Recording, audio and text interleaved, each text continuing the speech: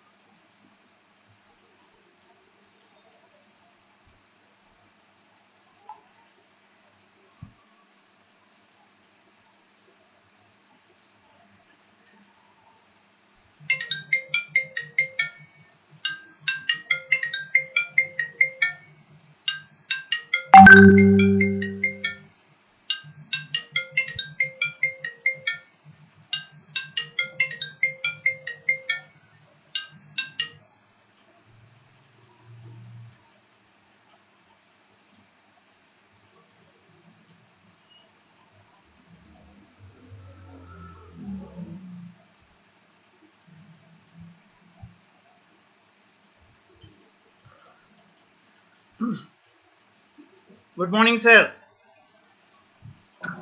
Good Good morning, morning. ma'am. Good Good morning. morning, ma'am. Good morning, sir. Good morning, sir. Morning. Good morning, Vanaja. Good morning, ma'am. Good morning, sir. Mahendra, sir. Good morning. Good morning, Dr. Gundiga. Good morning, Dr. Shubhanagar. How Thank are you, you? sir. I'm good, sir. It's past midnight for you, sir. Oh yeah, just past midnight. Yeah, And I yeah. just had my coffee to keep myself active. I know. I'm all set. Yeah, I know. The time difference between India and US, almost 10.5 hours. So either we have to adjust to your night time or you have to adjust to our daytime, something I like know. that. I mean, Good morning, madam. Good morning, Good morning, all. Ishwari. Good morning, Ishwari. You're not to be seen, Ishwari. Please Madam? switch on your video. Oh, yeah. Yeah. Good morning, madam. Good Good morning. morning, Subbarao, sir. Good morning, Vanaja. Good morning. Good morning, Ishwari. hi. Good morning, Ishwari. How are you? I'm fine. Fine, I am fine. Incubation.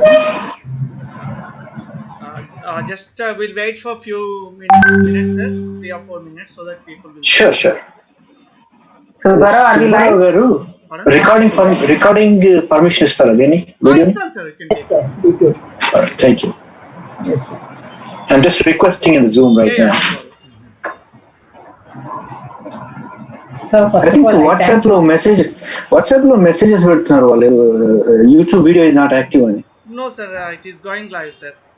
Just Oh, I'm on sorry. the YouTube itself. Just Oh, I will okay. refresh once. That's all. I see. Okay, yes.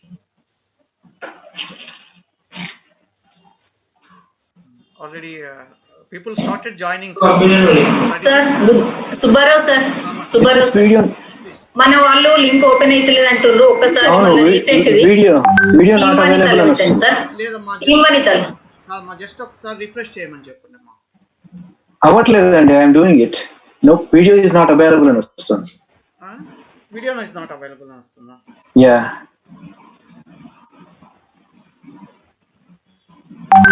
1 minute sir, let me check sir. కొత్త link వచ్చింది, పాత link మాత్రం రావట్లేదు for some reason. yes 1 minute sir, I will try to do it.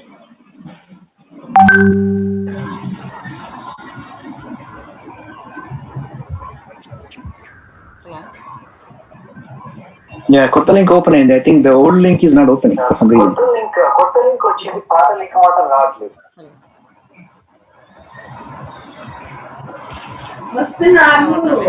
मुझे भी एक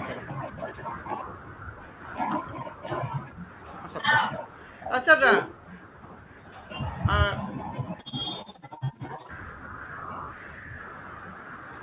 sir, new link has been posted sir to everybody. Okay, I think నేను కూడా పోస్ట్ చేయాలి. మా they're all responding to me. 2 minutes time sir, no problem. New link అందరికి post చేయాలి కదా మరి.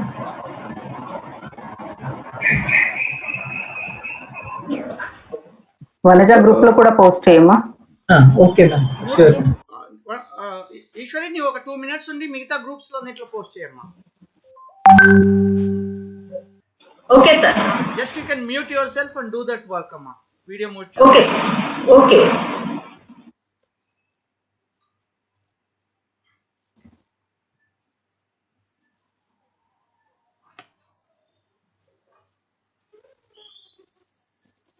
Since how many years are you there, sir?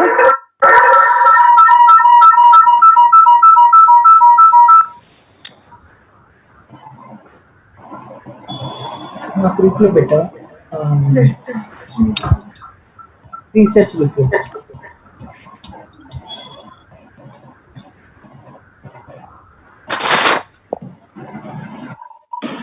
Sir నాకు ఇంకా రాలేదు, మీరు నాకు పంపించండి, నేను ఫార్వర్డ్ చేస్తాను. Why did it happen? Group లో ఉంది చూడమ్మా ఈశ్వరి. హలో వనజ, గ్రూప్ లో ఉంది. Okay sir. థర్డ్ గ్రూప్ లో నాకు ఫార్వర్డ్ చేయడం వస్తలేదు సార్. నేను చేశాను Eshwari. Okay okay, thank you.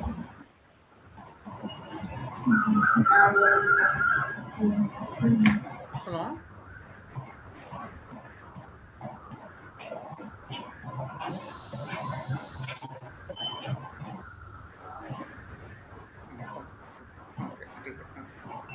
क्यों ऐसा हुआ है Prabha?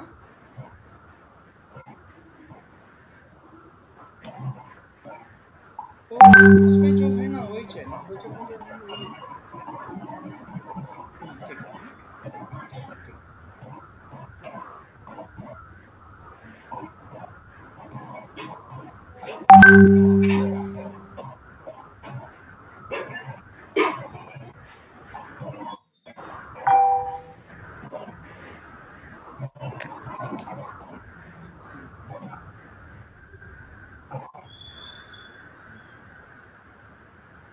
sir, now it is properly working sir. Already 73 members participants have joined sir.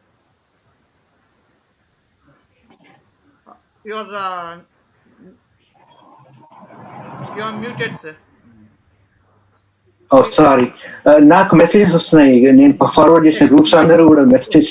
Let me forward quickly in 2 minutes. We are doing it sir. Already we have created a WhatsApp group, so single message will reach to everybody sir. Let's see. Just give me 1 second. Otherwise, just we'll wait for another 2-3 minutes, sir.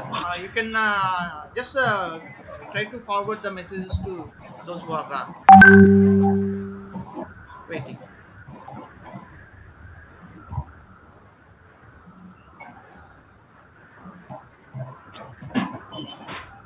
All right, more set.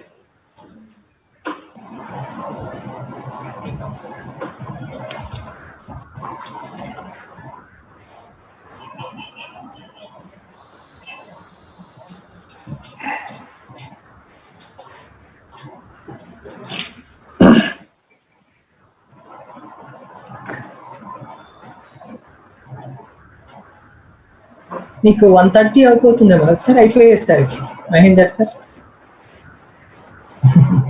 almost 1:30. That's okay, fine. Thank you for accepting our invitation. My pleasure. Sir, how is your place, sir, there? So much of disturbance is there due to COVID. The credit goes to Ishwari. She was like, you gotta do it. So, okay. Thank you for obliging Ishwari, sir. Thank you, Mahendra. Sir me voice కొద్దిగా Clarity లేదా? ఉంది, clarity ఉంది, కొంచెం voice కొంచెం హైలో మాట్లాడమంటారా? కొంచెం please. Okay, sure.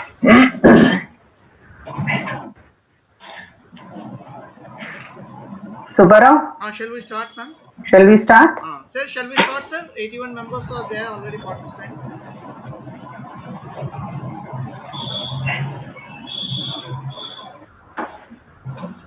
Ishwari, shall we start?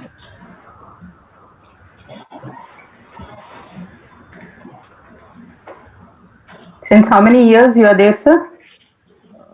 Approximately 20 years. Oh, so as soon as you completed your masters, you...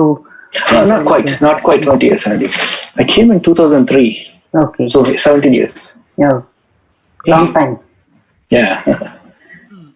sir if you don't mind ఇంకొంచెం లౌడ్గా చెప్పాలి sir. Oh no, sorry. It's good. How about now? Better? Yes sir, అవును sir, effective. Thank you.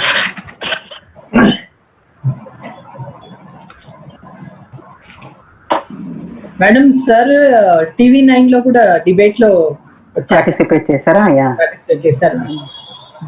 Yeah, a couple of weeks ago. Yeah. Yeah, shall we start, sir? Sure. Go ahead. Okay. Yeah. I don't know, sir. All the participants who have joined, thank you and good morning to everybody. And would like to start the session with the permission of our principal, ma'am, Dr. Shobana, ma'am. Yes, please go ahead, Subbarao. Yeah, and I welcome Dr. Mahendra Deval, who is who is working in America, but he is our Telugu Bidda and Telangana Bidda. And we know that it is very great privilege for us that our country people and our state people and Hyderabad is going to the crossing the borders and doing a great work. Sir, it is really a privilege for us to come here and participate in this webinar, sir. And I hope that your talk will give some hope to all of us regarding the COVID drugs, and especially to the young minds who are there in the seminar. They will listen to you and learn, and they may go to anywhere to achieve what you have done, sir. With this small preface, I would like our principal, ma'am, Dr. Shobana, ma'am, to welcome all the participants to this webinar. Ma'am, Yeah. please. Yeah, sure. Thank you, Subbarao. Good morning to one and all.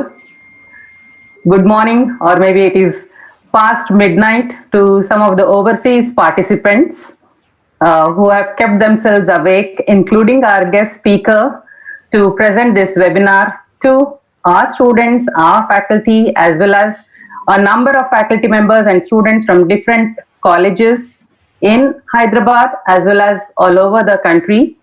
And it is indeed our proud privilege and honor, sir, to have you present the webinar for us. And we are extremely thankful and grateful to you for having accepted our invitation and having stayed awake for delivering this webinar past midnight. And I'm sure it's going to take 1 or 1.5 or 2 hours as such by the time you complete your presentation. So it will be almost early morning for you, sir. So I'm extremely grateful and thankful for that, sir. And it is Sarojini Naidu Vanita Maha Vidyalaya, our institution, sir, where I'm sure, you being a Hyderabadi, you pretty well know about this institution, which is sponsored and managed by Exhibition Society and Osmania Graduates Association. This was started way back in 1962, sir. So it's almost 58 years of its existence, and n number of batches have passed, graduated, post-graduated through our institution, and many of them are well placed in India as well as well placed abroad. And your talk, I'm sure, is going to inspire our young minds here, where it is not only the talk on COVID, but it is also a presentation which will enlighten them about the research activities that are taking place all over the world. As we all know, pure science research is not much in India, so I'm sure your talk is going to inspire our young minds to take up research as their career. And you being from the prestigious place of Massachusetts, where it's a dream of every young mind to reach to Massachusetts, and your expansion technologies, which is an affiliate to MIT, it's indeed a great service that you are doing, sir. And I'm sure you will be an inspiration to all our young minds. So I welcome you, sir, to this webinar, and apologies for keeping you awake till late night, sir. So welcome to you, and as well as all the other overseas participants and dear participants in India. So let's have a great talk from a great man from Massachusetts. Thank you. Thank you, ma'am. Thank you for your welcome words. And now I request Dr. Vanaja Reddy, Head Department of Chemistry. Subbarao, you are muted. Yes. Thank you, ma'am. Thank you for your welcome words. And now I request Dr. Vanaja Reddy, Head Department of Chemistry, Sarojini Naidu Maha Vidyalaya, to introduce today's speaker, Dr. Mahendra Devarga. Thank you, Subbarao sir. Good morning, one and all. A warm welcome to all participants. We are extremely honored and privileged to have an internationally renowned among guest speaker, Dr. Mahendra Deval, founding member, Head of Research and Development, Expansion Technologies. He is going to enlighten us on the use of expansion microscopy of subcellular structures like coronavirus, its evolution towards COVID-19, various different virulent species, and underlying chemistry of COVID-19 from cause to cure. We are looking forward for hearing you and understand how to deal with the pandemic and mitigate its ill effects. Now, I am going to read out detailed biodata of Dr. Mahendra Deval. Fear, left unchecked, can spread like a virus. The first woman Nobel laureate and the only woman to win the Nobel Prize twice, a Polish chemist, Marie Curie, said, I quote, nothing in life is to be feared, it is only to be understood. I take this opportunity to introduce our speaker of the day, Dr. Mahendra Deval, a distinguished scientist in the field of bioorganic chemistry and chemical biology. He is one of the founding members of Expansion Technologies, a biotech startup at Cambridge, Massachusetts, USA. We are proud to state that he has his school and college education from Usmania University campus in Telangana and started his research career as Junior Research Fellow at CSIR, Indian Institute of Chemical Technology, Hyderabad. Then he moved to the University of South Carolina in USA for his Ph.D., where he successfully completed and accomplished synthesis and characterization of bisuria microcyclic supramolecular nanostructures. He completed his postdoctoral research from Department of Pharmaceutical Sciences, Wayne State University, where he worked on 3 projects. The first one, synthesis of protein-protein interaction inhibitors for the treatment of human cytomegalovirus infections. Second one, studied roles of amino acids present in the active site of N5-CAIR synthetase, a potential antibacterial target.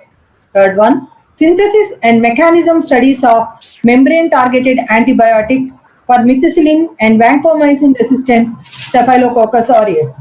Then he moved to MIT as a research scientist in chemical biology, where he studied N-glycosylation biosynthetic pathways and role of unfolded protein response in cancer. Also studied biosynthetic pathways that restrict HIV replication process.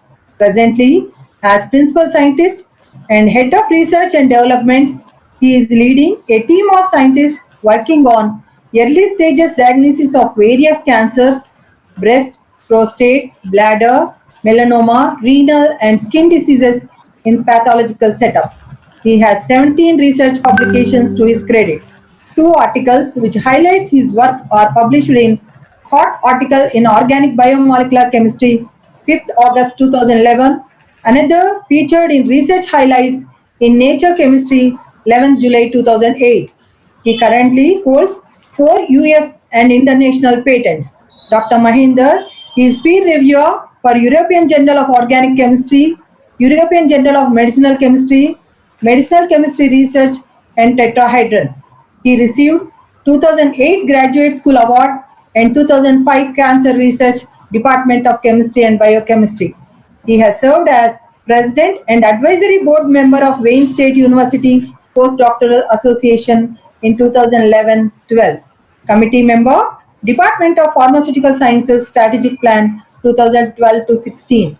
He also served as Vice President of MIT Ventureship Club, which provides guidance and encourages early startup companies from MIT students and postdoctorals. Now, I cordially welcome to present his talk. Thank you.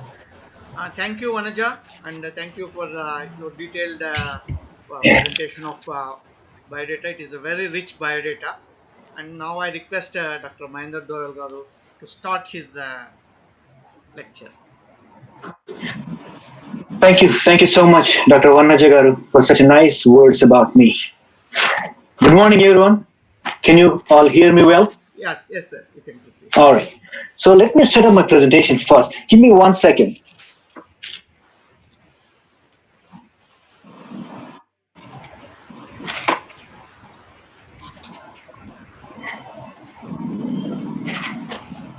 And then I need to share this first. Yes.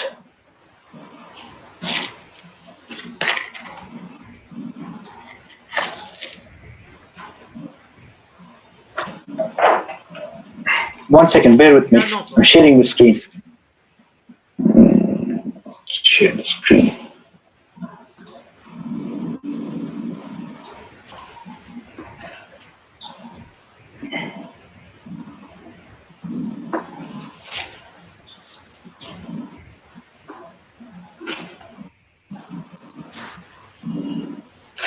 Can you all see my presentation now? Yes, sir. Yes, sir. We'll go.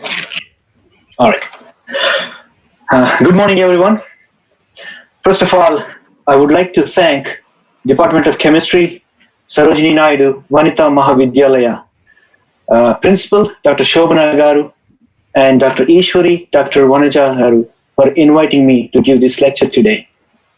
I also would like to thank and appreciate Dr. Ishwari and Dr. Shobhana, Mr. Subbarao Garu for all their hard work and efforts putting this event together. Thank you so much. Today, in my talk, first half, I'm going to talk about coronavirus evolution and infection mechanism, and also the components of the immune system fighting the coronavirus. In the second half, I'm going to talk about the treatment and vaccine options for the COVID-19, and also current progress in their development. COVID-19, a 6-letter word, is shaking the world from past 6 months. What is this? COVID-19 is an infectious disease caused by the most recently discovered novel coronavirus. As probably most of you are aware of that, this outbreak began in Wuhan province, China in December 2019. Quickly, within few weeks, it spread out all over the world. Then the WHO, World Health Organization, declared it as a global pandemic. Let's take a look into the infection symptoms, COVID disease infection symptoms. It contains most common symptoms. Fever, it starts with basically most common symptoms: fever, dry cough, and tiredness. Recently, some data also suggests that some of the patients, approximately 65 to 75% of the patients, complained about losing the smell and taste. Now, most of the countries also included these two characteristics as identification or recognizing factors of the COVID-19 infections. As the virus takes over the body, the symptoms becomes severe and severe, which goes towards pneumonia, severe acute respiratory syndrome, SARS. That's why this coronavirus is also called SARS coronavirus, SARS-CoV, which leads to organ failure such as kidney failure, lungs failure, ultimately leading to the death. So when I said the COVID-19 infection caused by a recently discovered novel coronavirus, what is this makes this coronavirus novel? Why it is called novel? Is there any old coronaviruses already there? Let's take a look into the history a little bit. The coronaviruses are discovered in 1960s, the human coronaviruses. There are 4 generation coronavirus I have displayed here. All of them are discovered around 1960s. All of them are originated from either bats or rodents. However, they did not transmit straight from the bats or rodents to the humans. There were some intermediate hosts, such as camels, cows. But this first generation coronaviruses are not as pathogenic as the current SARS coronavirus. They were showed very mild symptoms like standard cold, common cold symptoms, and they are also infected mostly immunocompromised people, immunocompromised patients. However, in November 2002, in same Fushan province in China, another coronavirus epidemic started. This is called epidemic because this was spread only few countries, approximately 30 countries and 5 continents. And this is also originated from bats. But the intermediate host for this particular SARS coronavirus 1 are civet cats or raccoon dogs. The symptoms are SARS and pneumonia. This symptoms leads towards from mild symptoms to severe up to the death as well. Approximately 8,000 people all over the world among those 30 countries were infected by SARS coronavirus 1. 800 of them were dead. Same way, in 2012, also another coronavirus discovered, which is MERS coronavirus. It is discovered in Saudi Arabia. That's why it's called Middle East Respiratory Syndrome coronavirus. This was also declared by WHO as an epidemic, not a pandemic, because it was limited to certain regions, approximately 27 countries. Again, this one also originated from bats, but intermediate host is different, which is dromedary, a Somali camel. This virus is a little bit pathogenic, more pathogenic than the SARS coronavirus 1, which causes acute respiratory distress syndrome. Lethality is approximately 35%. 2,000 people from these countries were infected by this virus, and 700 people were dead. As you all know, in 2019 December, the SARS coronavirus 2 evolved. And as of now, again, this SARS coronavirus 2, current COVID-19 coronavirus, is also originated from bats, but the intermediate host is pangolins. As of an hour ago, I checked the lethality rate.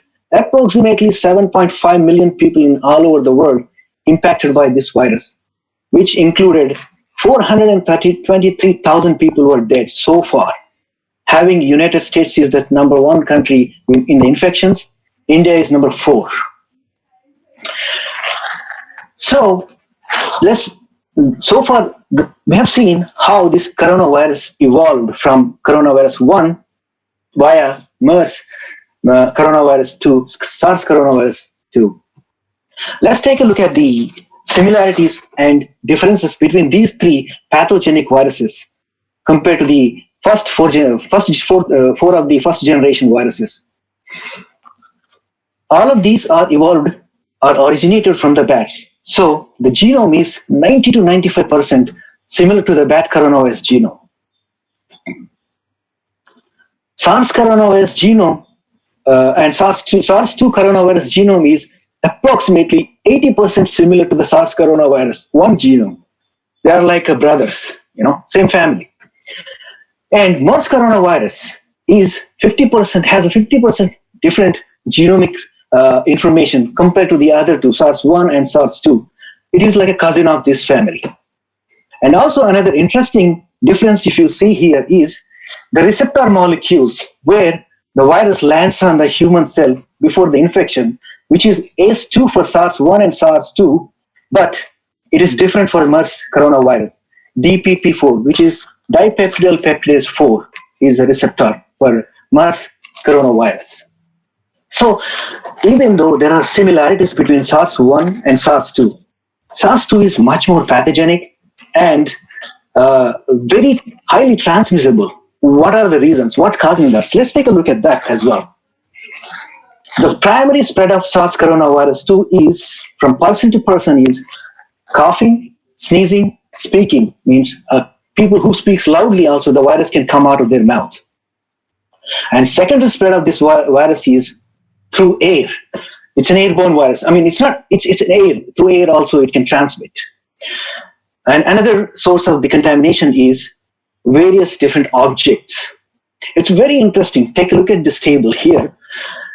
This coronavirus 2 can be active up to 2 weeks at 4 degrees centigrade. It means in the fridge. But at the body temperature at 37 degrees centigrade, within 1 or 2 days, it's only active for that. In hot water, within 5 minutes, it will be cleared out. And take a look at the various different surfaces. Very interesting features this coronavirus has. Regular paper, tissue paper, 30 minutes to 3 hours. But a currency note and cardboard, those are also made of paper, but it survives up to 2 to 4 days. It's very surprising feature, surprising characteristics this coronavirus has. An additional feature for this is also long incubation period. That means up to 2 weeks, an infected person does not show any symptoms, and he may transmit the disease without knowing himself and people also. These are the reasons. That's why this pandemic is spreading like very virally. Now, what is the coronavirus? Let's take a look at the structural properties. Let's look a little bit more deep inside the genome and structural features of this coronavirus. Once Peter Medawar, he was a Nobel laureate and immunologist, defined in general a virus as simply a piece of bad news wrapped in a protein. That's absolutely true. Like living cells, the viruses contain genome.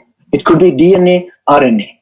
In coronavirus case, it is in positive sense RNA, which is securely wrapped by a unique nucleocapsid protein, and you can see that in here. And other couple of interesting features this coronavirus has is, first thing, these spike proteins.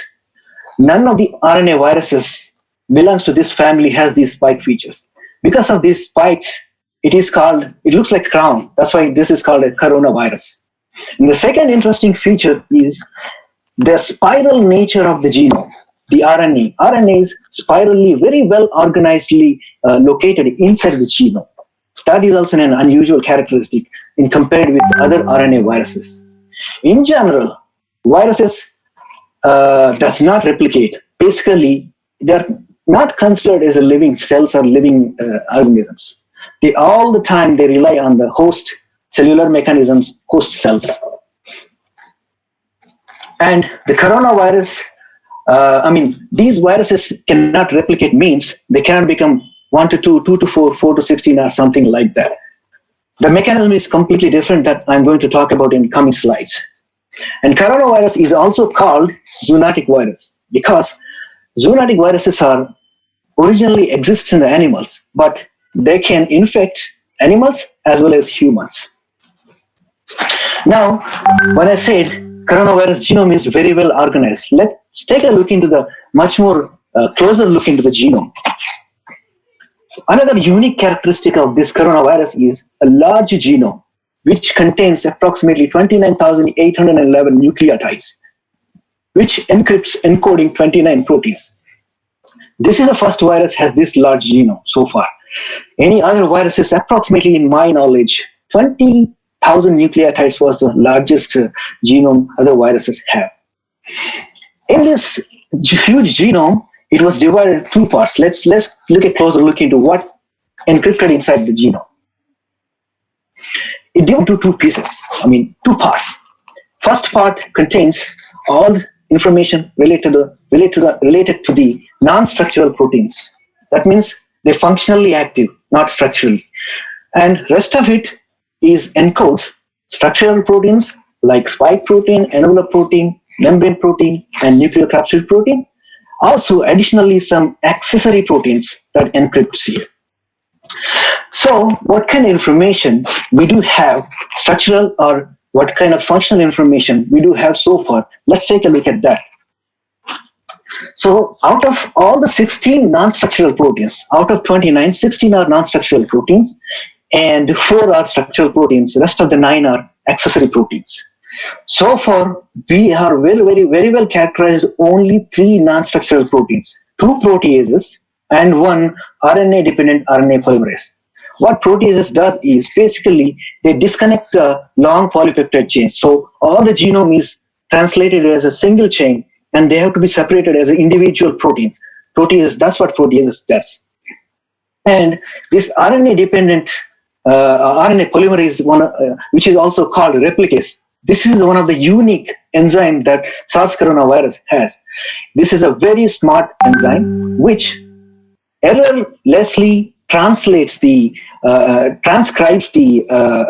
RNA into a negative strand, where the other cellular polymerases come in and make more and more RNA so that more virus can be produced. Structural proteins, the spike protein has its own unique characteristics, which basically is the primary reason for entering into the cell. It goes and binds to a receptor on the human cell, which is called angiotensin converting enzyme 2. Nucleocapsid protein, it securely protects the viral genome. And membrane and envelope proteins work together to give a nice secured structure, shape to the virus. And so far, the accessory proteins, there are 9 accessory proteins. The functions are still unknown. Only half of the information of this virus we know so far. Luckily, we know the genomic information. That is the most important part, and then that helps a lot in discovering the therapeutic agents and vaccines as well. Let's take a look at the cell entry mechanism.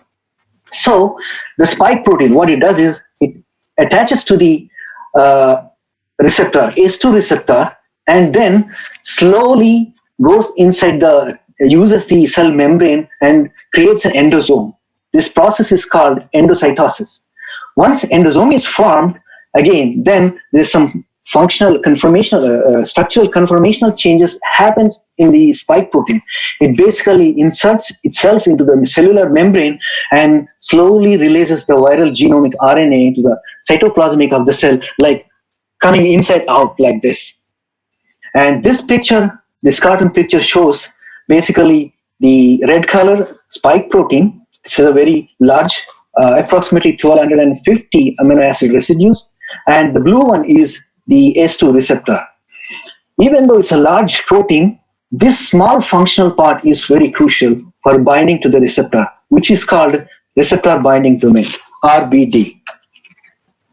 Once the endocytosis process is completed and then viral RNA is released into the cytosol, first thing what happens is the cellular enzymes translates this positive sense RNA into the proteins, all the non-structural proteins and other structural proteins as well.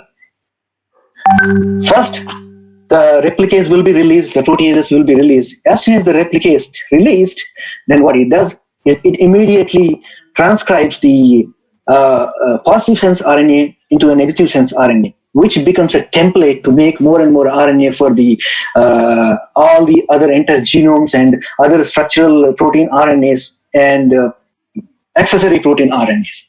Once these are produced, they will be translated and transported into other parts of the cell, like endoplasmic reticulum and Golgi apparatus, where they mature, they refine.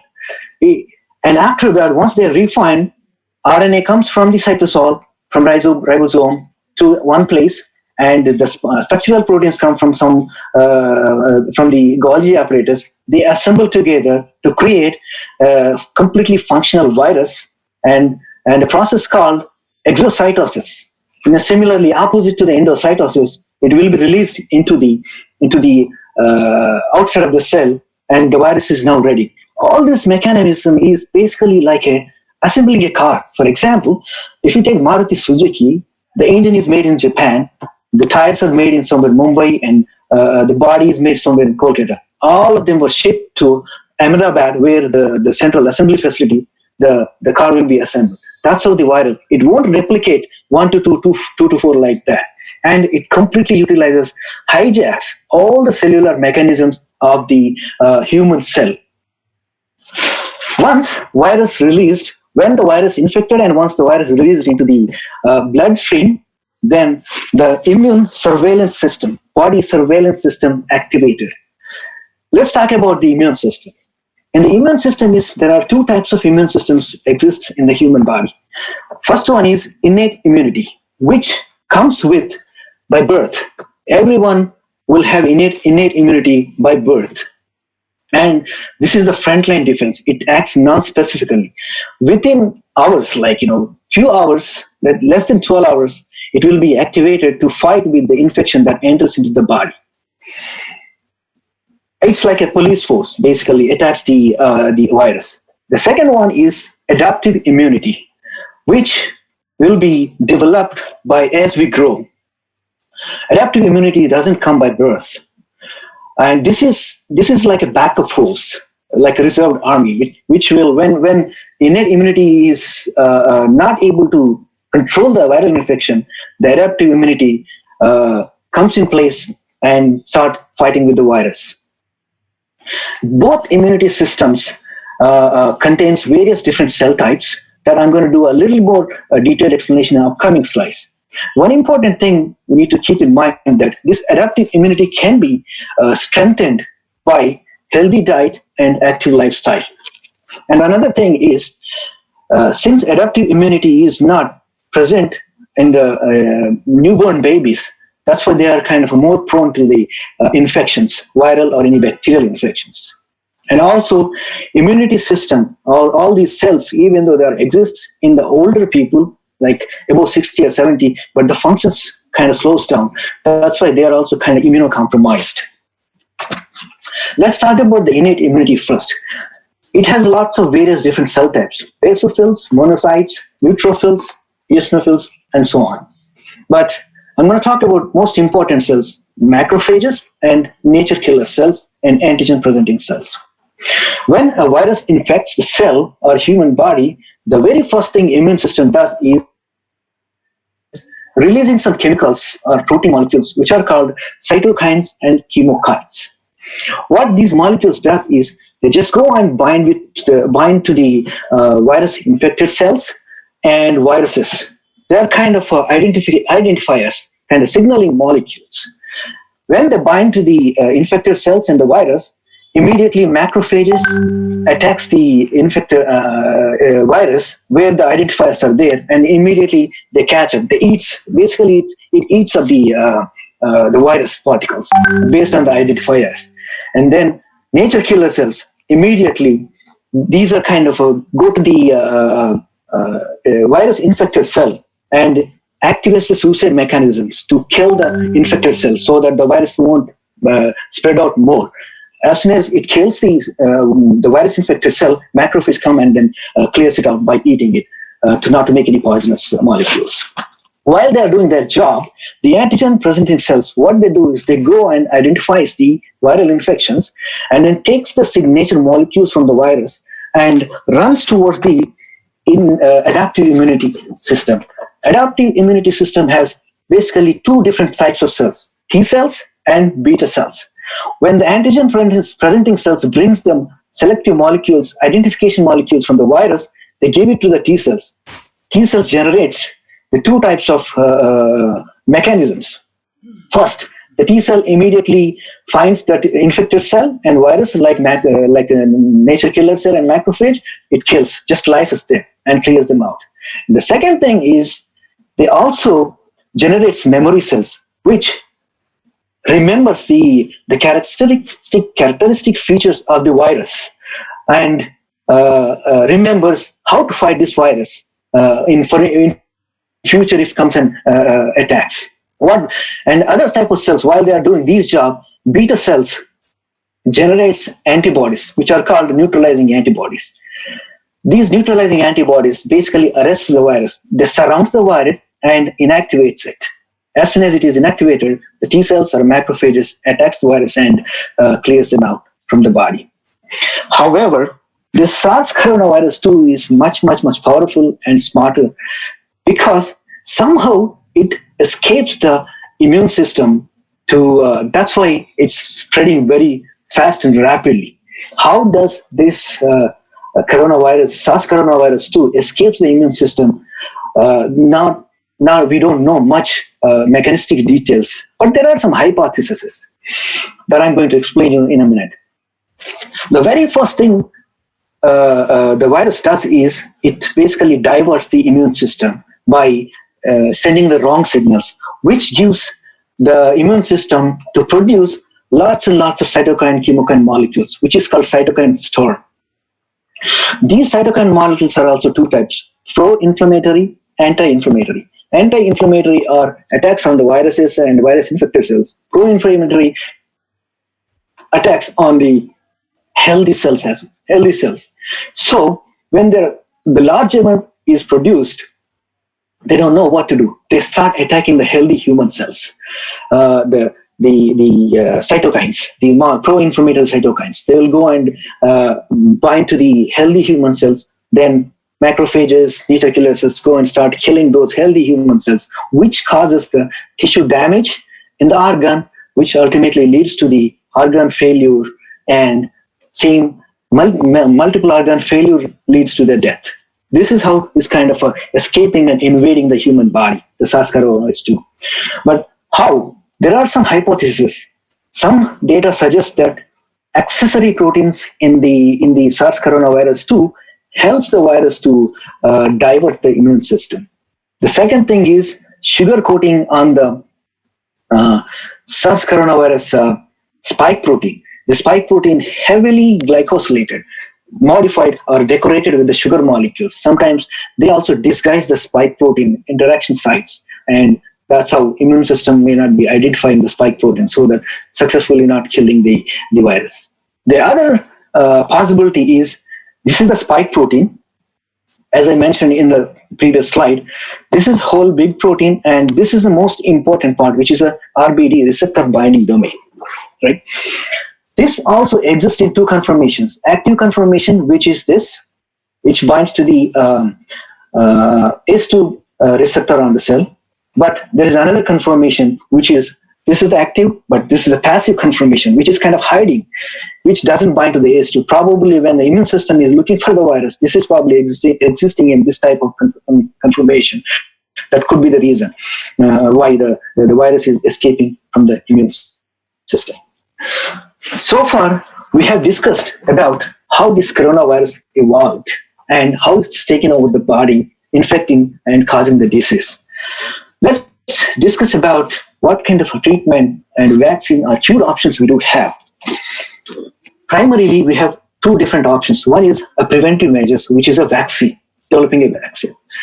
Second thing is treatment options, which are antiviral agents, developing antiviral therapies, antiviral drug molecules. I will start talking about the vaccine first, then we'll go into the treatment options.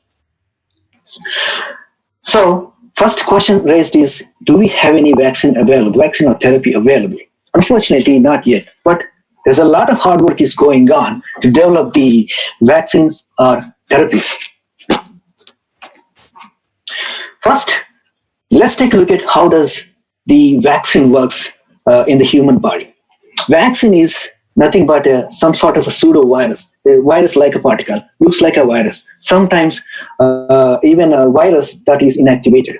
When you inject the virus inside the body, first thing is these antigen presenting cells will activate and find the molecules, identification molecules, and bring it to the T cells from adaptive immunity. Then T cells generates the memory cells, and B cells generates the neutralizing antibodies. And memory cells remembers the virus, successfully kills, the T cell successfully kills the virus infections when it comes, and these memory cells remembers the signature parts, and then when the virus comes in, they will go and clears them out. There are various different approaches making in virus vaccines. In upcoming slides, I'm going to explain those methods in detail. But first thing we need to know is we need to find a target from the existing virus to use that as a bait in the vaccine to develop the immune system, strengthen the immune system, basically. So in the SARS coronavirus 2, 4 structural proteins are the major sources to develop the vaccine: spike, envelope, matrix, and nucleocapsid protein. First method is virus vaccines, developing vaccines from virus itself. There are 2 different types of methods in the virus vaccines. One is live attenuated virus. That means it's a live virus. It's an existing virus, but it is weakened. It's not as infective as the real virus. So what people does is they take the real virus, they evolve in the animals and passage for several generations, so that it generates the bad mutations. In general, viruses generates the mutations, bad and good mutations. That's for the viruses in the context of the viruses, not for the humans. When the bad mutation happens, virus becomes less infective. When the good mutations happens in the virus genome, it becomes more and more powerful. So they evolved the live viruses to make the completely inactivated or completely attenuated virus and use them as a vaccine. There are some examples such as the smallpox, MMR, chickenpox, influenza viruses are very well developed using this method. And the second method is using inactivated virus. And again, this is a live virus. It will be inactivated using certain chemicals such as formaldehyde and some sources like heat and evolving in chicken eggs. There are a lot of methods to inactivate the virus. Those can be also used as a vaccine, which will ultimately create the immune response. Second method is using the viral vectors. Viral vectors is a vaccines. Vector means basically you re-engineer the virus, its genome, completely make it inactive or less active, using them, and use that other viruses. For example, use the measles virus. And also viral vector vaccines also 2 type methods. One is replicating viral vector. That means it acts like a real virus. It replicates, it goes into the body, makes more of the vaccine. The second type is non-replicating vector. It doesn't replicate. It just goes in there and clears the immune system and sits there. For both types of methods, what we do is you take the RNA or DNA information that encrypts the spike protein and incorporate into this clone into this viral vector and use it as a vaccine. In both methods, that's how the viral vector vaccines use to create the vaccines. And I'm going to have some examples in the upcoming slides on this method as well. Another method is using nucleic acids. This is completely novel, using DNA or RNA as a source of vaccine. For DNA vaccines, usually take the target proteins DNA. For example, for SARS coronavirus 2, most of the people use spike protein genetic information and then inject straight into the body, so that the DNA will be entered into the body and the body generates the spike protein. As soon as the spike protein is generated, the immune system will be reactivated. That's how it works, the DNA vaccines. RNA vaccines, you cannot inject straight. You have to be encapsulated into some sort of source. Maybe it could be lipids or it could be polymers.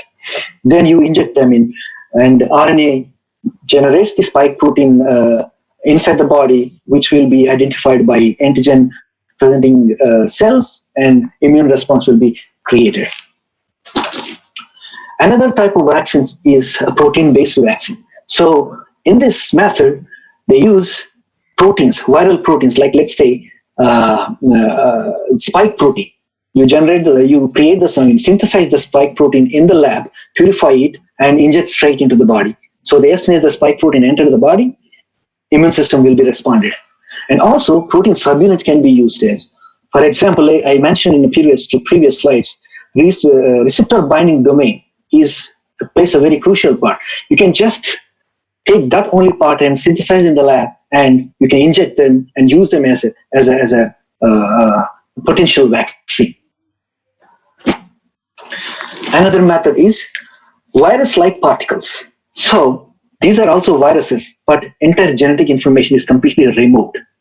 These are all prepared completely in the lab, in the test tube.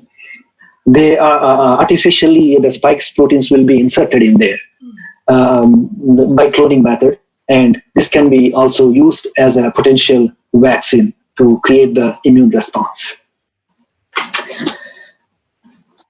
So far, from past 6 months, all over the world, using all these various different methods, approximately 141 potential vaccine candidates are identified, and lots of research is going on them right now.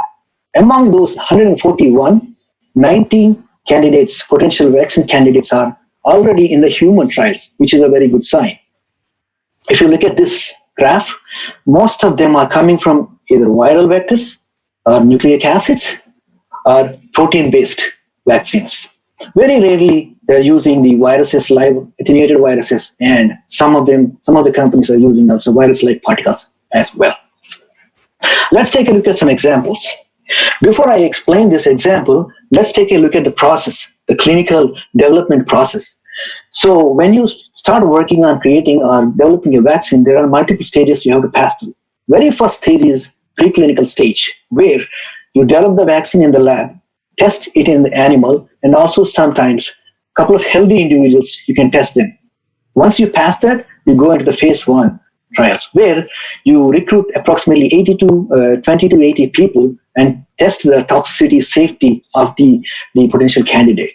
Then it reaches to the next stage, where you go more than 100 people, test the efficiency, how efficiently it is creating the memory cells and neutralizing antibodies. Then it goes to the third phase clinical trials, where you test for the potency. For example, how small amount you want to give to make a big impact.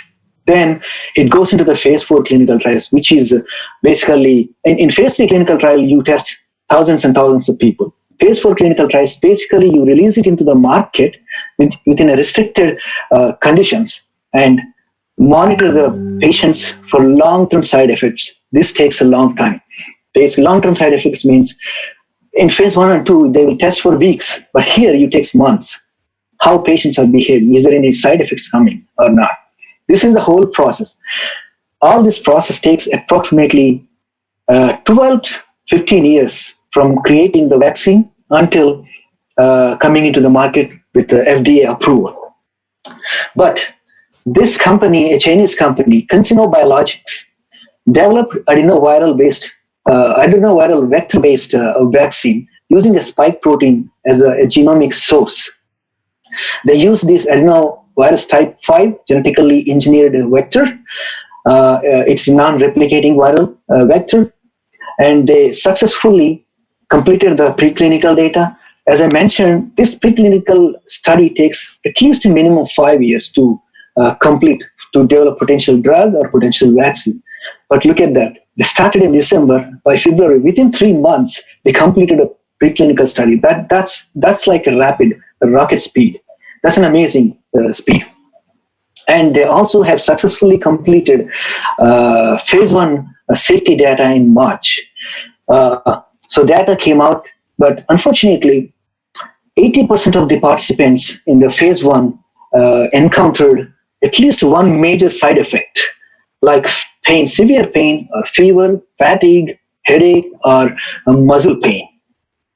And also, there's a risk factor with using the adenovirus vectors as a potential vaccine candidates, because from past 30-35 years, lots of research groups are trying to use this as a potential vaccine candidate, but no success was seen till now.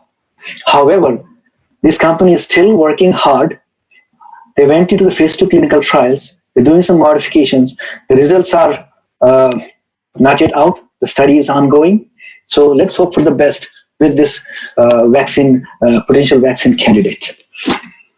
There's another viral vector-based vaccine is created by these two companies together in a partnership, ImmunoBio and Nampally. They are also using same genetically engineered adenovirus 5 vector, but in this genome they are incorporating two coronavirus proteins. One is spike protein and the second one is nucleocapsid protein. Presently, they are in the preclinical stage. The study is ongoing. The results are not out yet. Again, things are going optimistic, hopefully. We will see probably in 2 or 3 weeks the first stage preclinical data. Based on that, they will move forward with the phase 1 data. Another company, it's a big company, Johnson & Johnson, together with its sister company, Janssen, and American government agency, BARDA. Together, they're spending millions of dollars developing another adenovirus vector-based vaccine, which is AD26. This is another genetically engineered adenovirus vector. By the way, adenovirus is also a virus. It is a virus that causes common cold. It's not that hazardous. And it has been engineered very well, being utilized in the labs all the time for many research purposes. So this potential candidate also presently in preclinical stage. The studies are ongoing. Recently, some data was published, but not quite clear. They are hoping for, they are actually started recruiting for people to go for the phase 1 in July sometime. So they're doing some studies in the preclinical setting. Another company, AstraZeneca, together with Oxford University and American government agency BARDA, they are also using another adenovirus vector-based vaccine to develop the vaccine, an adenovirus vector, this is a little bit different from the other adenovirus vectors. This adenovirus came from chimpanzees, not from the humans. The other ones are the human ones. The chimpanzee adenovirus doesn't infect the humans. This is another good sign. So they have successfully completed the preclinical preclinical studies. They are currently in the phase 1. They're also generated millions of dollars, and they're very optimistic moving forward in the phase 2, 3, 4, and they're working actively hard on this potential candidate, which has some optimistic signs showing. However, again, I mentioned in the first vector, the adenovirus success is mixed. So we cannot anticipate the positive results only. We need to be prepared for the negative results as well. So let's keep the fingers crossed and hope for the best and the vaccine development. Another one, mRNA-based vaccine, which is Marina Therapeutics here in Cambridge. This company is 2 blocks away from us. They are working hard on developing this mRNA 1273 vaccine. What they are doing is they're taking the mRNA off that encrypts the spike protein, and they are encapsulating that mRNA into lipid nanoparticles and injecting that into the muscles. When it goes inside the muscle cells, it will start producing the spike protein, and then that will be recognized by the immune system to generate the memory cells and neutralizing antibodies. Actually, this one is showing very optimistic results. They're also working on a rocket speed. Like preclinical data was completed within 3 months. Very optimistic results obtained. Phase 1 completed within 2 months. Very optimistic data obtained. Very safety, it passed complete safety tests. Currently, they're doing the phase 2 studies, which will be, the results may come out in a couple of weeks by end of June. Actually, they're planning for a phase 3 already, recruiting approximately 30,000 people to move forward. This vaccine is showing some very positive, optimistic signs, hoping for the best. So far we have discussed about the potential vaccines and their development. Now let's talk about the therapeutic options, such as antiviral agents and drugs.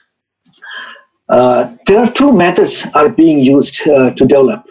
The first one is repurposing of the existing therapeutics, using currently available drugs try them on the coronavirus. That's the first method. Second method is based on the genomic information of the coronavirus, develop from the scratch, start from the basic research. The first one is much faster than the second one. And in the first one also, there are two different approaches. Number one is first use the broad spectrum of antiviral agents that are already approved for various different viruses. And the second one is all other potential drug candidates approved for various different diseases such as blood pressure, fever, heart diseases, and so on. So far, all over the world, many research labs, many companies collaboratively working on developing therapeutic targets, therapeutic agents.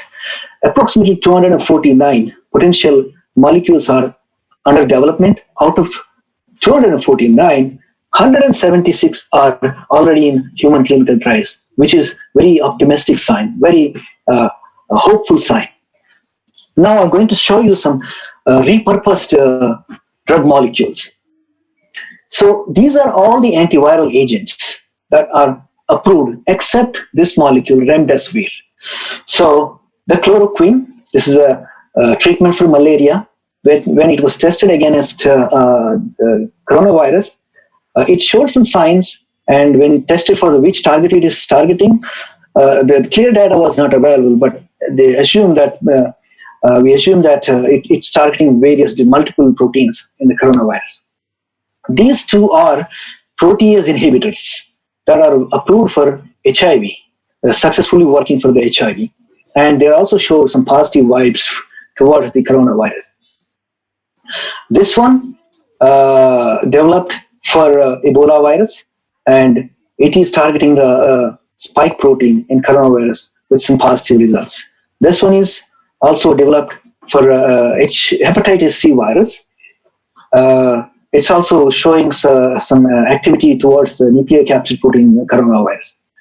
These three are targeting the replicase, the RNA-dependent RNA polymerase. These two are approved drugs for Ebola and hepatitis C and influenza as well. But this one is actually under development. Gilead Life Sciences started working on developing this particular drug molecules targeting the Ebola virus. While this work is ongoing, the COVID crisis came in and they tested this, repurposed this towards the coronavirus, and then which showed very positive results.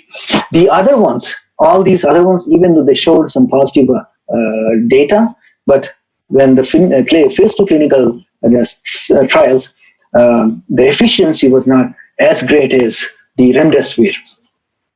Let's take a look at the remdesivir. What it does is it basically blocks the replicase activity to stop the viral infection. And this is the structure of the prodrug. When it enters into the body, it becomes the active drug like this, which is a mimic of adenosine, a nucleotide that makes the DNA or RNA genes. This remdesivir is a crystal structure. This dark blue one is the virus RNA, and this is a template where the RNA polymerase started making the new viral RNA. The mechanism is not quite known, but the binding properties are shown. The drug molecule goes and binds to the replicase molecule, which is a positive sign. So this molecule also successfully completed preclinical phase 1, 2, 3. All the studies are completed. Now it is in the phase 4 study. And also this drug molecule, FDA approved in the US for the emergency use in required conditions by taking the patient's permission. Another interesting molecule also, EIDD-28-1. This is also a potential drug candidate that was targeted to develop Ebola as a potential candidate for the Ebola, which also blocks the replicase activity. This was developed by Emory University together with Ridgeback Bio and Merck Pharmaceuticals. This is the structure of prodrug structure of the EIDD-2801, and it also mimics one of the bases in the DNA bases, uridine.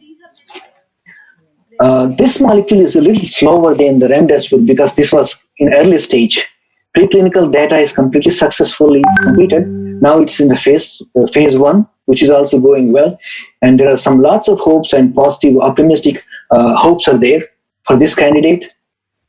And one more interesting property of this particular candidate is it can be taken like a tablet, orally, like a pill. But remdesivir has to be administered like an injection or IV. There are some other type of therapies also developing. This is what we are doing in my lab. Unfortunately, I cannot show you some data because of the confidentiality and conflict of interest issues. But I will give you a glimpse of what we are doing in my lab. So we are isolating antibodies, human antibodies, the developed in the human bodies, and testing them against the SARS coronavirus. If they are working, if they are not working, then we are modifying them using some computational algorithms, and then go back in the lab and synthesize them and test them again against the coronavirus. So this is a crystal structure that published recently.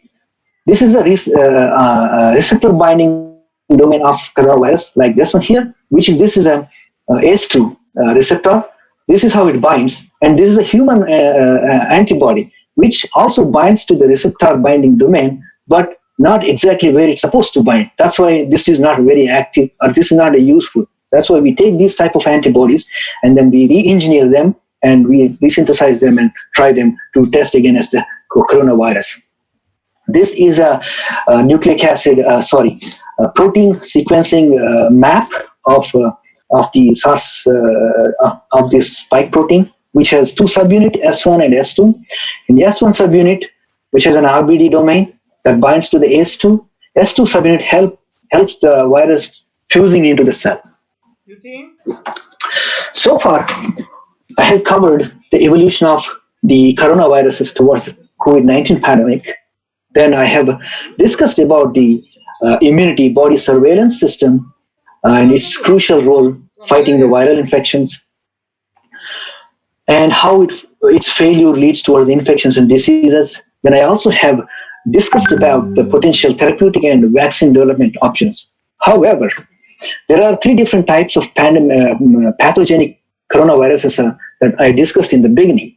The question is, do we have, we already knew that SARS coronavirus 2, there is no vaccine available still. But is there any vaccine available for MERS or SARS 1? Unfortunately, not. They are there since 18 years. Approximately SARS 1 is from 18 years and MERS is about 8 years. Lots of research is going on. Still, that we are trying to find a potential vaccine candidate for these also. Another way we are trying to do is a pan-coronavirus vaccine. One vaccine can act all sorts of coronaviruses. That's also lots of research is going on in that sense.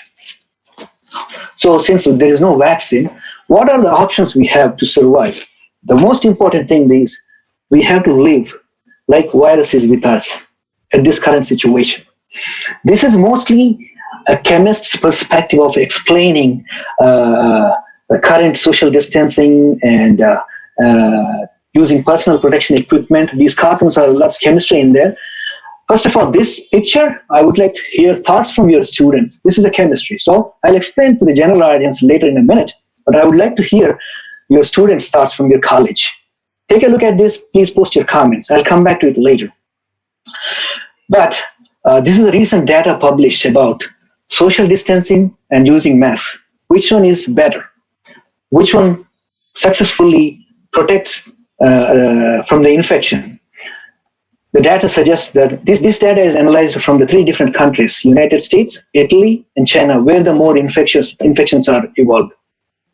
The data suggested that both are very important. Social distancing as well as covering the face mask. Both of them are very, very important to stop the infections, spread the virus. And this is, again, a typical chemist's perspective, homo-lumo molecular orbital theory, but I'm using this. Staying home is very important. Unless until it's necessary, don't go outside. Staying home, protect yourself. This is eating healthy. Explains the importance of eating healthy. A fluorine molecule eating the electrons. Fluorine is always electronegative and it's hunger towards the electrons.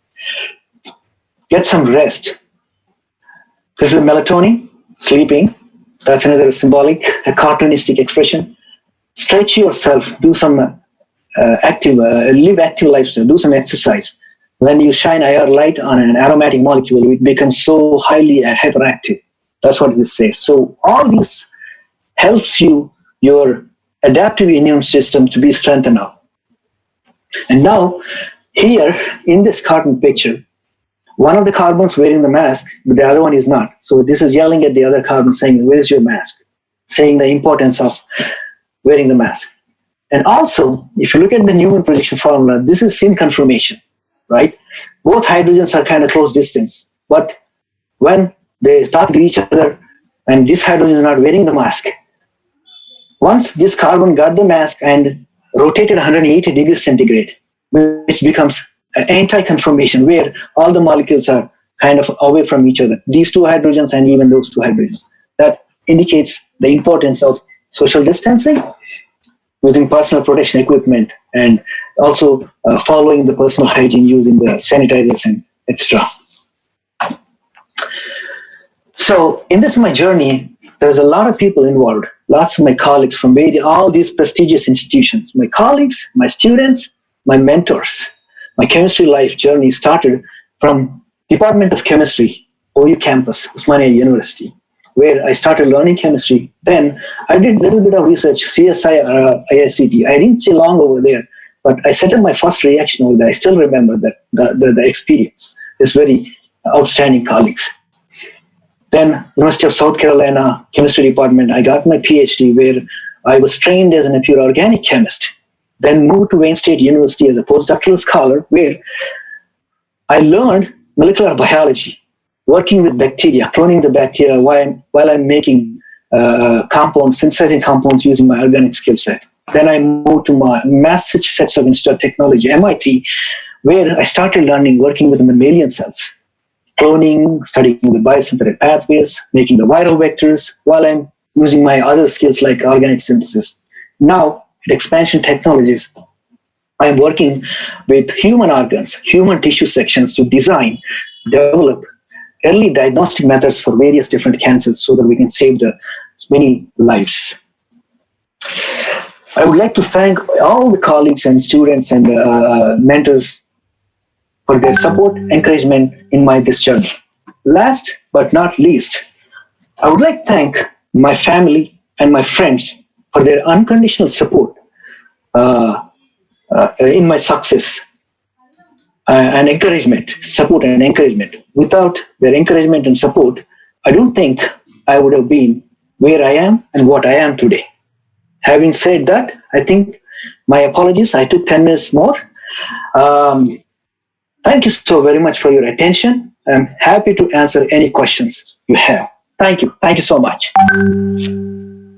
Yeah, sir, thank you for an excellent presentation, sir. Thank you for an excellent presentation, and the response is overwhelming. Okay.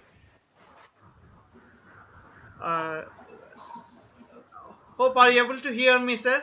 Mahendra Garu? Yes. Thank you so much. Looking forward to the questions. Yes, sir. Dr. Ishwari, please unmute yourself and please ask the questions whatever there in the chat box. Thank you, sir. Dr. Manjusha ma'am asked about what is the lifespan of coronavirus inside the human body? That's a great question. As long as again I said, the viruses are not live animals or live cells. As soon as it releases the RNA inside the human cell, it disassembles. All it does is hijacks the mechanisms of the human cells. So basically, there's no life of virus. It's all about the nucleic acid RNA, which human cell enzymes makes more and more and creates more viruses. I hope I answered the question. Thank you, sir. Afshan and Shweta madam asked about will the same person get COVID twice? Yes, that is possible. In fact, there are many patients it's like this. Again, this is a completely new virus. Within 6 months, it's only 6 months old. There's a lot of unknown things that we need to know. A month later, coming back for the test is positive. These kind of patients, there are not a lot of them, but there are some of them there. So absolutely, there's an absolutely chance of reinfecting. It's a virus, As soon as your immune system goes down, it attacks you. Sir, can a patient transmit disease during incubation period? Absolutely, 100%. And he doesn't even know that he is transmitting, because this virus has two stages. First thing is, as soon as it gets into the nose or mouth, through the mouth, it starts replicating, making more and more in the upper respiratory tract, from throat to the nose. This is called upper respiratory tract. And gradually, within these 2 weeks period of time, it goes down towards the lungs, which is called lower respiratory tract. That's when it enters, it becomes more and more severe. But when it is already more down here, when you sneeze or cough or even speak loudly, it's going to come out. It travels 50 miles per hour in the air. Thank you. Thank you, sir. Sir, could you please any more extra precautions to old age people? The most important thing for the old people is, strengthening the immune system, active lifestyle, which is one of the walking activity, some sort of activity they have to do is the one is important, and eating healthy diet, healthy food. That's very important to strengthen the adaptive immune system. Sometimes immune supplements also helps to strengthen for them. Other than that, stay away from the COVID suspected patients or anybody. Don't go outside at this current situation. For older people, I am always suggesting that don't go outside unless until it is necessary. Even people who are going outside, they have to consider themselves as transmitters. For example, even though they are not infected, but they may be contaminated. Their clothes or their body may be contaminated with the virus from the air. As soon as they come home, they have to take precautions like, go to the bathroom and then clean them up themselves before they meet their near and dear. One more question, sir. Could you please explain about cleaning of vegetables, green leafy vegetables and fruits? Yeah, that's a very good question. Lots of people are asking me about it. So it's difficult. These are the fruits and vegetables, right? What I'm trying to do is I buy rubbing alcohol from a pharmacy, which is a 70% ethanol or isopropyl alcohol. Whatever I bring home, I spray them on it and wipe them using a paper towel or a cloth. Then, after 5 minutes, I wash it with water and then rub it again and put it in the fridge or eat. That's one of the things that I do it. The rubbing alcohol, basically, the study says that within 5 minutes, it kills the virus. Rubbing, which is nothing but a disinfectant, which is a sanitizer. But don't use the bleach or Dettol or anything. No, that's not recommended at all. One more question, sir. Sure. How can we trust N95 mask or cloth masks which we made in home? Something is better than nothing. So any protection, it doesn't matter. N95s are very well tested in the laboratory. All the time hospitals are being used. Those are filters, I think nanometer particles successfully. Micrometer or nanometer particles successfully. N95s are very well tested. But again, a thick cloth also we don't have any scientific data, but lots of even doctors and scientists are recommending having something is better than nothing. So protect yourself by covering them with any cloth or mask or whatever it is.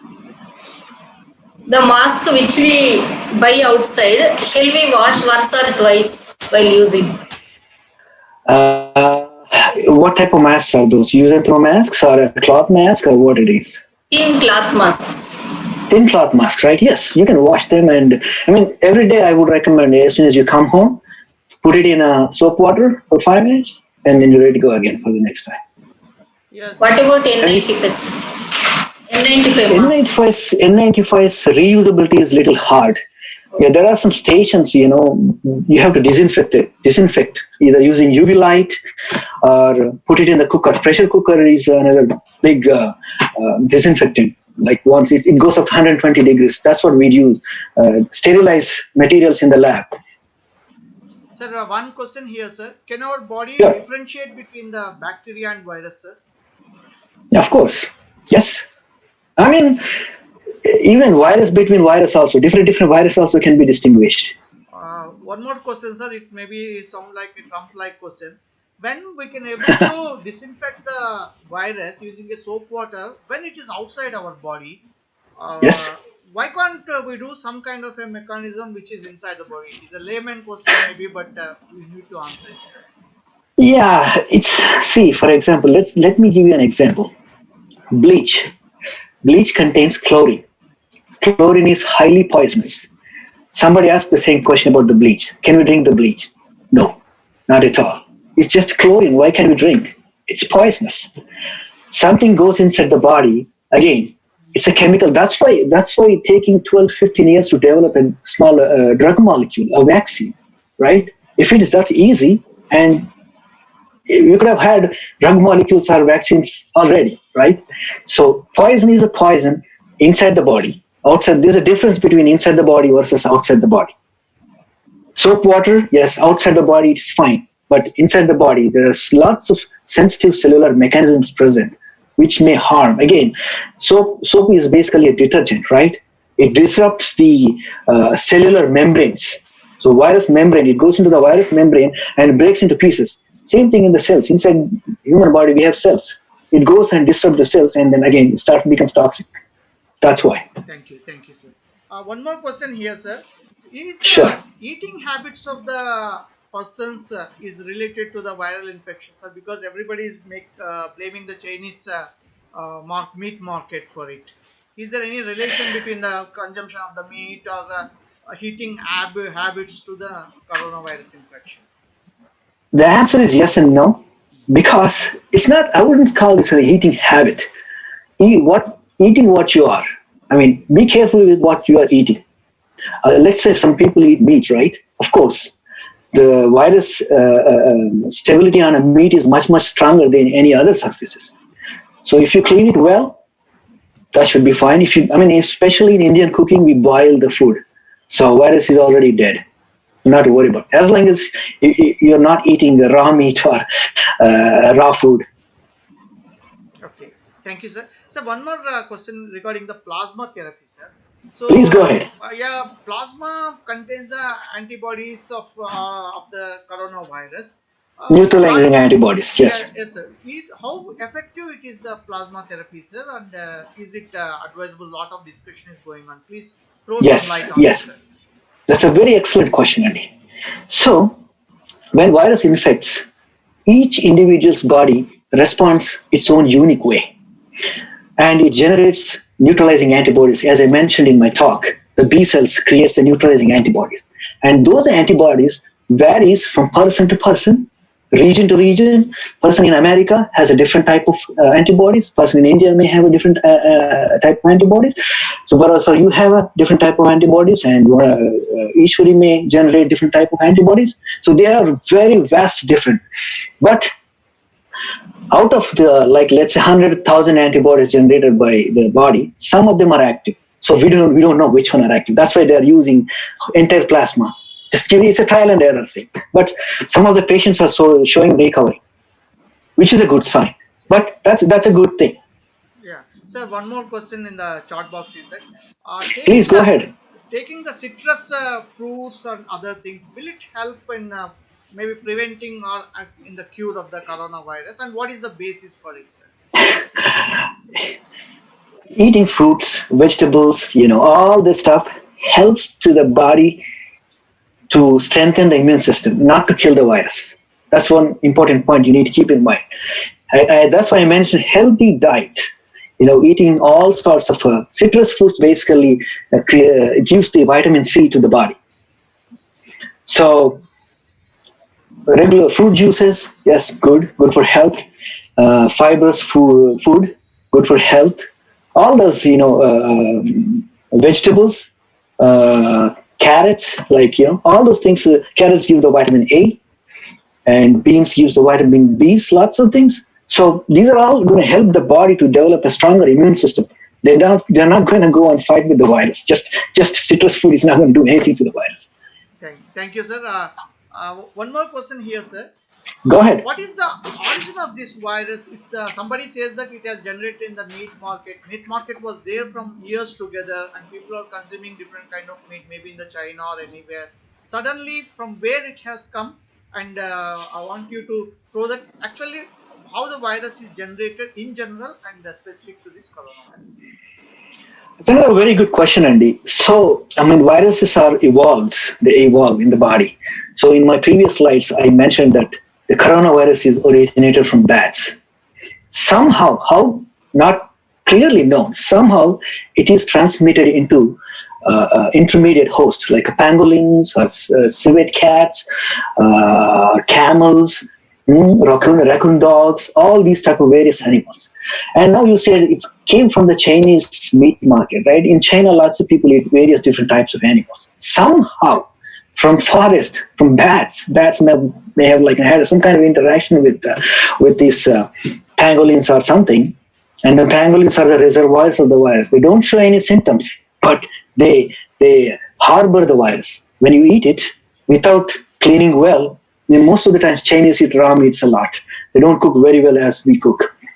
So that could be the reason that came from bats to cats, camels to the humans. Again, I say this is a zoonotic. It can infect animals, it can infect humans, but it exists only animals. Sir, one more question, sir. Is it an intelligent virus? Very intelligent, smart virus. It's not about the intelligence. Viruses, always very, very clever objects, very smart. They hijack enter this big human body, huge human body. It's a small 50, 100 nanometer particle shakes the 150 kilo human, right? So how smart it could be.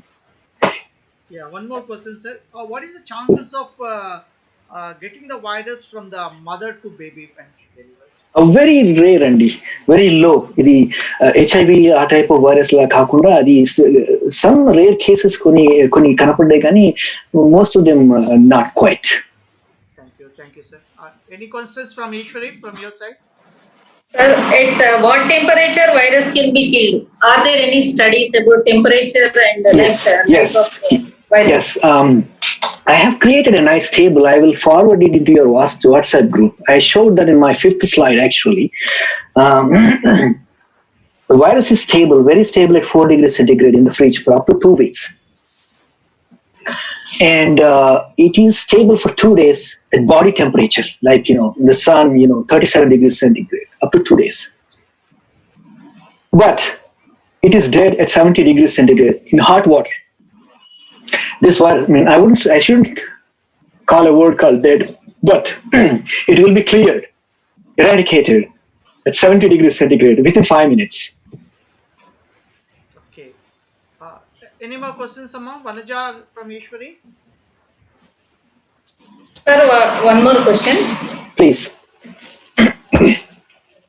Heard that vegetables cleaned with baking soda and warm water, is it going to kill the virus? Is it? The answer is I don't know, but I can interpret the concept.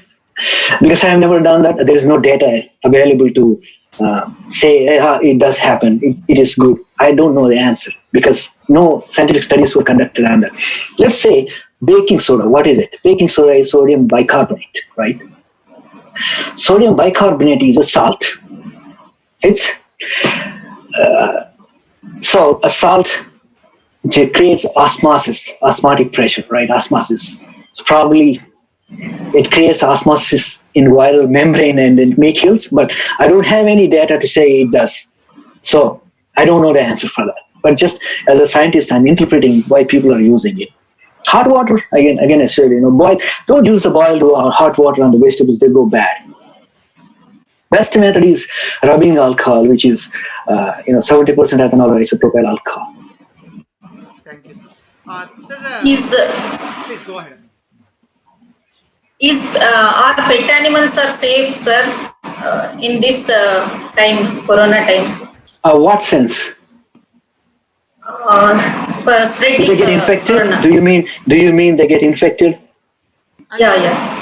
There's a possibility, of course. It's an animal virus. It transmits animal to humans, human to animals. There is a possibility, but I haven't seen any instances so far. Any more questions, Amma? And sir, please, Ishwari. Subara from me. One question from me. Yeah, please, ma'am. Yes, please. So I heard that people with O blood group are less affected by coronavirus than the other blood groups. Is it true? Yes, that's true. There is a couple of studies, not a lot of studies were done, but some good significant data is showed that the O plastic group blood group people are kind of more resistant to this virus, probably because their body is generating very efficient neutralizing antibodies. I mean, see, immune system is nothing but white blood cells, right? All the white blood cells are the immune system. So possibly, that's a possibility. Yes, there is some data available on that. Thank you, sir. Sir, You're welcome. My pleasure. Please, Sir, one more. Yes, go ahead. Take your time, no problem. Sir, what is the status of whether it is a drug or a vaccine or antibodies? How much time it takes to come into the market, approximately, based on the status? You didn't pay attention to my talk, probably. No, I'm just kidding. I'm just joking. So last 5 slides. See, vaccine and drug development. I'm anticipating the therapeutic targets. Probably end of this year. I'm hoping for remdesivir or ED 2801. Probably be ready for some sort of a emergency treatment. But for the long-term side effects, we need more time, like a couple of years. And vaccine, the Moderna's Marina Therapeutics is showing very promising progress compared to other, I don't know, viral vector vaccines. I'm looking forward to it, fingers crossed now. It may complete the successful study by December, but still again, approval may take a year, but it may be ready for emergency use, which will be protected many more people, I guess. Sir, please throw some light on herd immunity, sir. How it works and herd immunity, how it works and herd immunity, what is that? that is, I don't know, if many more number of people get infected, there is less chance that other people will get infected again and again, something like that. I never heard of that. I don't know. I'm not sure about the herd immunity. Any more questions, Amma, Ishwari? No, sir. Thank you. Sir, very excellent presentation and followed by very good number of questions and your answers, sir. I hope that all the participants are satisfied with this. And most of the times, what is happening, sir, we're all WhatsApp graduates. So the knowledge, whatever we got from about the coronavirus is through WhatsApp groups, some fake and some original. Be careful. I would say be careful with that. So, very be careful. Yeah, it is a very excellent and in-depth presentation for about the coronavirus, and all those who are chemist students and all those who are not chemist and belongs to other groups also, they have responded very well in the WhatsApp chat, and we are happy that we had this webinar, sir. Now I request Ishwari to propose the vote of thanks. Before that, I have a small question for you all guys. Did any student respond to my question on my last slide? Any comment? I'm curious to see. Yeah. Yes, sir. No, sir, I haven't seen anything. Yeah, don't worry about it. We will talk about that offline. Go ahead. It's getting late already, probably. Please, thank you, sir. Dear participants, thank you is the best prayer that anyone could say, quoted by Alice Walker. So, on behalf of Department of Chemistry, Sarojini Naidu, Vanita, Maha, Vidyalaya, I feel honored to propose a formal vote of thanks. I would like to express my sincere gratitude to our speaker, a very accomplished scientist, Dr. Mahendra Deval, Principal Scientist and Founding Member, Head of Research and Development, Expansion Technologies, Cambridge, MIT Affiliate, USA, for kindly accepting our invitation in spite of his hectic schedule and different time zone to deliver a talk on COVID-19, a pandemic of coronavirus, underlying chemistry from cause to cure. I am proud to mention here that I was fortunate to be his classmate in PG, Department of Chemistry, OU campus. It was indeed a very informative, motivating, and knowledgeable session for both organizers and participants. Let me acknowledge him for sharing his immense scientific knowledge and technical proficiency on the evolution of coronavirus towards COVID-19 pandemic, therapeutic and vaccine development process, body immunity system for fighting virus infections, self-protection measures, and various treatment options. I am very glad and thankful to all the participants for their excited participation and their cooperation. Especially, I appreciate the presence of many overseas participants. Thank you for joining us. I hope this webinar was beneficial to update their knowledge. I would like to acknowledge my sincere gratitude to our management for their constant support. A heartfelt gratitude to our motivating principal, Dr. Shobana Madam, for encouraging us in all our endeavors. Behind every successful program lies the manifold effort of committed faculty. Let me mention my special thanks to our retired chemistry faculty members and Dr. P. Saroja Madam, former principal, for guiding us in all aspects during the process of our webinar. I wish to thank my colleagues from the Department of Chemistry, all the faculty members, friends who have always encouraged us. I also would like to sincerely appreciate the technical team comprised of Mr. Subbarao sir, HOD Physics and Electronics, for his technical assistance. Finally, a big thank you to our distinguished speaker and each one of you for being with us. Thank you one and all for making this webinar possible. Thank you. Thank you, Ishwari. Sir, if anything is to say, sir, Mahendra Garu? Thank you so much for inviting me Yeah. to give this lecture. I appreciate it. It's my pleasure to be with, even though it is virtually, with you all guys, with your students. Thank you. Thank you so much. Ma'am, with your permission, I will try to end of the session now. Thank you. Yes, Subbarao, you can go ahead.